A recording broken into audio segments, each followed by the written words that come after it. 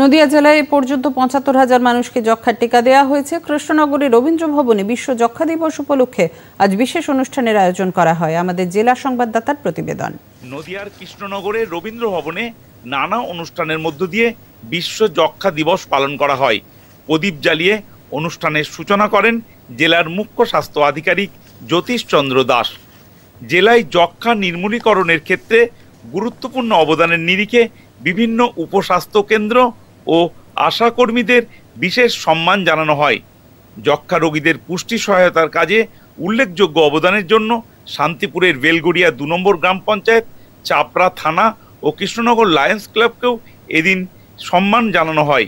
TB মুক্ত পঞ্চায়েত বেলঘড়িয়া 2 আমাদের TB মুক্ত পঞ্চায়েত হয়েছে, তো সেটার জন্য নিক্ষয় মিত্র প্রাইজ আমরা সবাই মিলে পেয়েছি এবং সবাই মিলে কাজ করেছি। আমরা আরো কাজ করব ভবিষ্যতে এবং চেষ্টা করব ২০৩০ সালের মধ্যে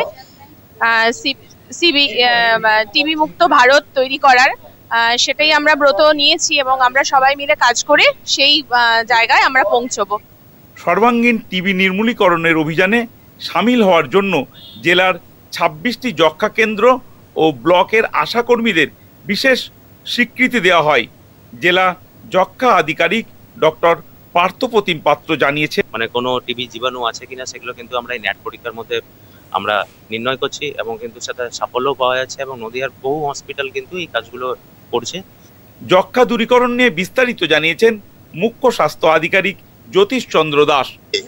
রবার্ট কক 1886 সালে এই মাইক্রোব্যাকটেরিয়াম টিউবারকুলোসিস এই জীবাণুটা উনি আবিষ্কার করেন এবং ওই আবিষ্কারের ফলে আমরা কিন্তু চিকিৎসা শাস্ত্রে অগ্রগতি আনতে পারি। নদিয়ার কৃষ্ণনগর থেকে অনুপম মদক, দূরদর্শন সংবাদ।